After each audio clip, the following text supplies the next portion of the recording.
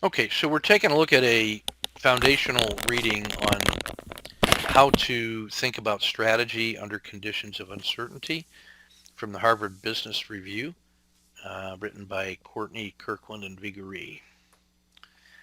Um, so they have about a three-part model, and it begins with this notion of when you talk about uncertainty, you have to be clear on how much uncertainty you think there is in that environment. Think about that model I showed you before with the different layers of environments, and the amount of uncertainty in those can vary. And so they suggest that it's useful to think about four levels of uncertainty. And so here's the first two. The first one is in which you have a clear enough future such that a single forecast is precise enough for determining strategy, and then the typical traditional strategy toolkit tools that you would find in an MBA program can be applied.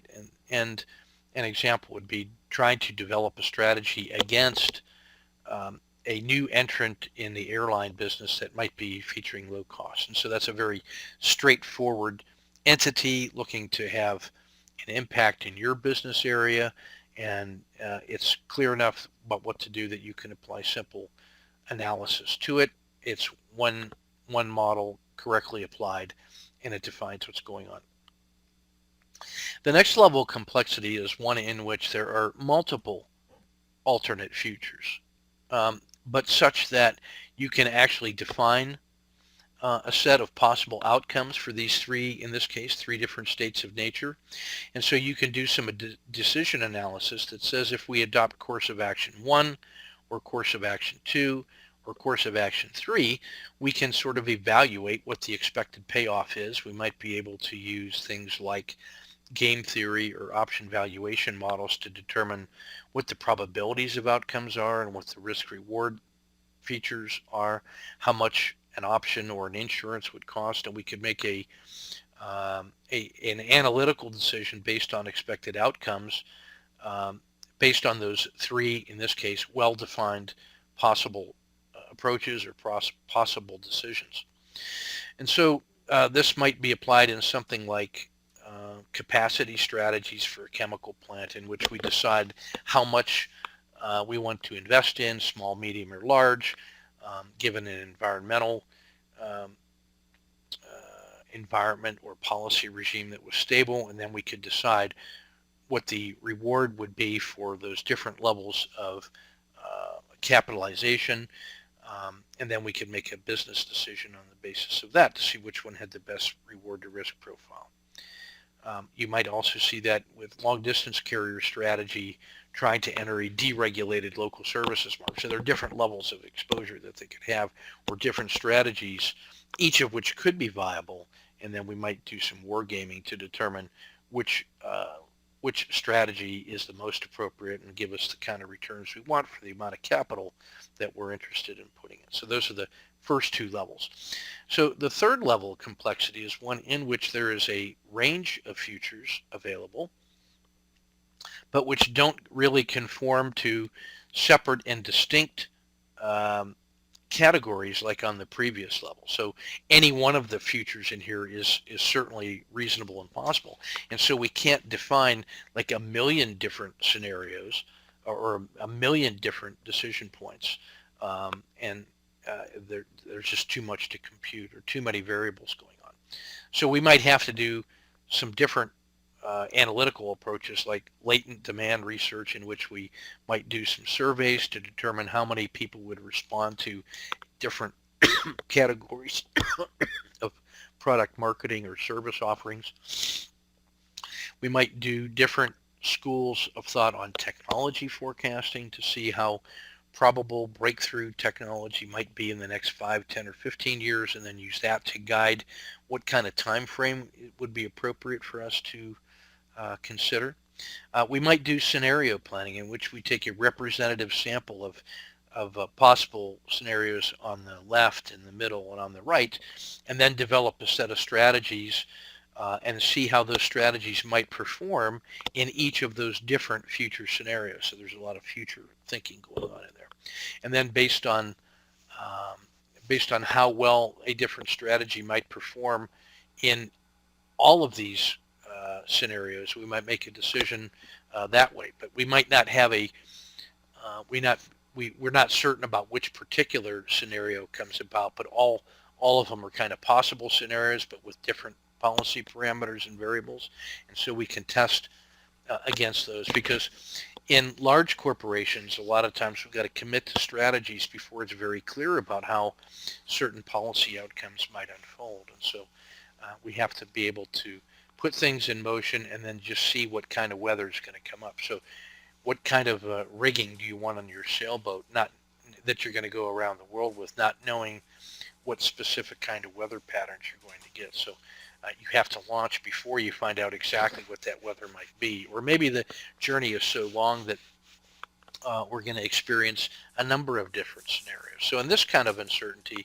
what's important is getting a representative sample of possible future scenarios so that you really provide a stress test or a legitimate test of the different strategies you propose. In the fourth degree of uncertainty, we can't even say that much about the future, that the variables are so many and that the range of possibilities are so great that we can't even really say anything about what the future might hold. So we have no basis to forecast that future. And so we might do things like nonlinear dynamic models or use artistic models like analogies and pattern recognition that might suggest things that could happen. And so then we could carefully enter that market, maybe with low risk ideas, um, or or consider something like the Russian market in 1992 when the wall came down and Soviet Union disappeared. Nobody had any kind of historical basis to decide what the future of Russia might hold, and yet there was clearly opportunities for investment, but which came with high risk. And so how you navigate through that kind of true ambiguity takes on a different characteristic than these other three levels that do support some kind of analysis. Well, once we've decided which of those four categories of uncertainty seem to be appropriate, the next thing we can look at in this, according to this model, is the idea of three strategic postures that we might adopt. In the first one, we're large enough that we could shape the future. So we want to try to play a leadership role and then take actions that actually try to shift the future in a certain way. You have to be large, you have to be influential. It costs money and capital to do that, and it may not be certain. People may not want to follow your role, but trying to shape the future is certainly one of the postures that we could adopt, and it would lead you to take certain kinds of first mover steps. The middle posture is one in which we would be adaptive, and so we're not going to commit to being leaders, but rather we want to do things that allow us to use speed, agility, and flexibility to see what the emerging trends are and get there first. And then, so it's a little bit of wait and see, but also try to respond in time and to be first at responding. Now, the third posture is one we call reserving the right to play, in which we don't even commit to early activities, and we're simply buying just enough options or creating just enough infrastructure so that if something positive begins to develop that we could rely on, that we delay our decision until that happens, and then we cash in our option and then take action on the capability that we bought. So it really says how big and how large and how soon do you want to go. There's the shape the future, there's the reserve the right to play, and then this middle one in which we're kind of like trying to surf the wave, but without trying to exert force to shape the world. So once you've sorted out what that posture is going to be, which can be driven by the degree of uncertainty that you saw, we might then say, what's in a portfolio of actions that's appropriate for us? So there are three different kinds of actions that we could develop. One might be a no regret move in which, let's say that you did that scenario analysis and you said there's four different possible futures and we found something that we could do that no matter which scenario unfolds, we would always have a positive outcome. And one of those might be like investing in the professional development of your people so that you not only hire and retain the best people, but you're developing them as you go, which creates loyalty and capability in your workforce, and then that should help you prepare for any future possible contingency. Well, that's always going to be a no regret move, and so it's always a good thing to do. So that might be one that we say, well, until the scenario firms up or we get a little more certainty, we're at least going to protect our people and invest in their capabilities and their education. So we'll always do that. That's what we mean by a no regret move, that we can't imagine a world in which that's not a good idea. The second category are options in which you try to look at a structured decision that looks like this. You have a certain cost that's represented along this line, the cost of the option. There are some scenarios in which you have a limited loss. So you buy it here, and then maybe if it doesn't pay off, then you only lose the cost of the option. So a very controlled loss. It might be, hey, for $5,000, I reserve the right to add to my position if this thing starts taking off, and I hold that position for a certain amount of time. And now if that option expires unexercised, then I lose the value of the option. It expires worthless. But if it turns out that that guy really was a success, I now have the ability to buy more shares at a certain price well below the current market value, and then that's where I can cash in that option and then capture this outsized profit. So what I'm doing in options is try to pay a small fee for the right to act later once the information comes in. If I compare the region under the line here, that's all my projected profits, and then my projected losses would be under this line, and so you can see I have an unequal reward to risk ratio that's tilted in my favor.